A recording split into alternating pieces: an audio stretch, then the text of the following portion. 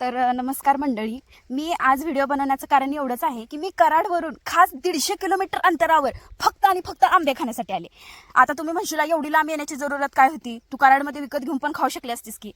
पण तुम्हाला खरं सांगू का मंडळी, विकत घेऊन खाण्यात आणि घरचं पिकलेलं खाण्यात जमीन आसमानचा फरक आहे. कारण आता 150 किलोमीटर अंतरावर मग ती माझं माहेर आहे आणि आमच्या इथं भरपूर आंब्याची झाड आहेत आणि ते आंबे खाण्यासाठी मी एवढ्या लांब आली आहे. तर मला कमेंट करून नक्की सांगा बरं का, की अशा किती बायका आहेत, मला पण बघायचं आहे की फक्त उन्हाळी सामान म्हणजे कुरड्या पापड्या हे लोणचे जांभळं आंबे असं खाण्यासाठी माहेरी येतात. मला कमेंट करून नक्की सांगा बरं का. हे बघा आपलं आंब्याचं झाड आहे.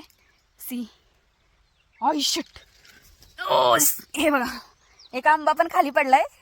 आलेलं मेहनतीचं फळ भेटलं आपल्याला. तुम्हाला आता आमचे आंबे दाखवते. हे बघा सी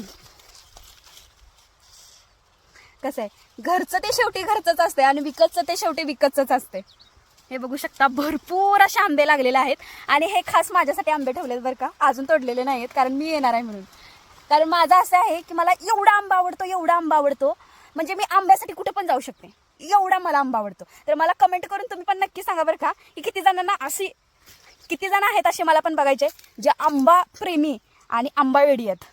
हे बघा भरपूर असे आंबे लागलेले इकडे बघा. हे बघा, हे बघा, बघितलं का, अजून दाखवते. अजून तिकडे पण झाड आहे आमचं आंब्याचं. अशी भरपूर झाड आहेत. हे आंबे खास फक्त आणि फक्त माझ्यासाठी ठेवलेत बरं का माझ्या मम्मीने. हे बघा कसं आहे, आता हा पण थोड्या दिवसांनी पडेल कारण ह्याला पण पाड आलाय.